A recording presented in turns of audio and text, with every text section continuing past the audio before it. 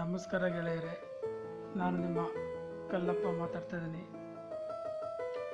ಕೆಲವು ಸಮಯ, ಕೆಲವು ಸಂದರ್ಭ ನಮ್ಮನ್ನು ಮೋಸ ಮಾಡುತ್ತೆ.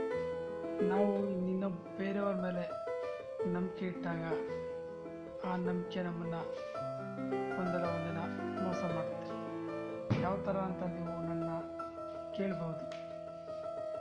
ಯಾವುದಾದ್ರೂ ಒಬ್ಬ ವ್ಯಕ್ತಿನ ನಾವು ನಂಬಿದಾಗ ಅವ್ರು ಒಳ್ಳೆಯವರು, ಅವರಿಂದ ಏನು ನಮಗೆ ಕೆಟ್ಟದ್ದಿರಲ್ಲ ಅಂತ ತುಂಬ ಒಳ್ಳೆಯ ಭರವಸೆ ಇಡ್ತೀವಲ್ಲ, ಅದು ನಮ್ಮ ತಪ್ಪಾಗುತ್ತೆ.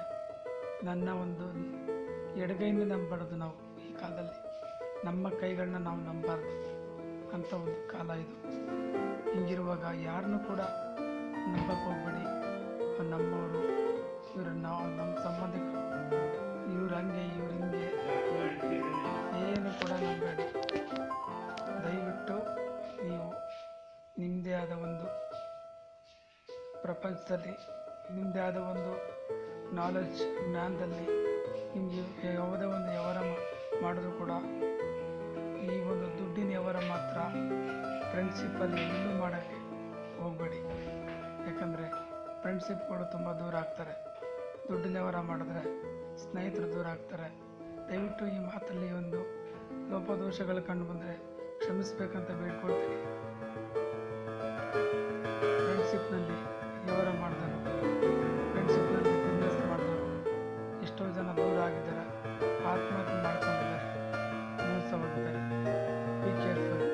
ಯಾಕಂದರೆ ಸ್ನೇಹಿತ ಅಂತ ಒಂದು ಸಲ ನಾವು ಕನ್ವರ್ಟ್ ಆದರೆ ಮತ್ತು ನಮ್ಮ ಸಾಯೋವರೆಗೂ ಆ ಥರನೇ ಸ್ನೇಹಿತ ಅಂತ ನಾವು ಕನ್ಸಿಡರ್ ಮಾಡ್ತೀವಿ.